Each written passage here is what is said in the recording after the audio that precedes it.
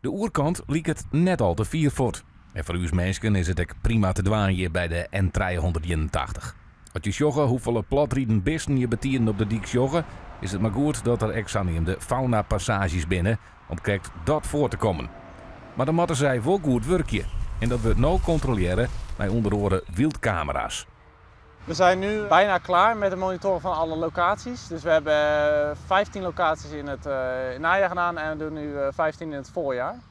En die beelden worden dan vervolgens op een website geplaatst op wildspotter.nl. En daar kan iedereen, mensen in de provincie, maar ook daarbuiten, kunnen die beelden bekijken en ook meehelpen met het faunaonderzoek en het determineren. En vervolgens leveren wij het onderzoek van die 30 locaties af van wat hebben wij gezien per locatie.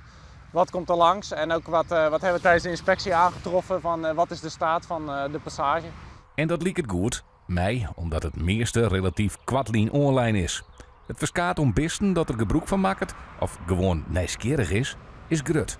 We zien veel boomharters in de provincie. Vos, ree, das hebben we heel veel gezien.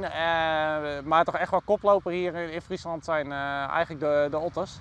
Ik heb ze op geen enkele andere provincie. In Overijssel hebben we ook wel wat otters gezien. Maar de hoeveelheid otters in Friesland is echt wel gigantisch. Op heel veel locaties in totaal. Dus ja, het is mooi om ze zoveel langs te zien komen.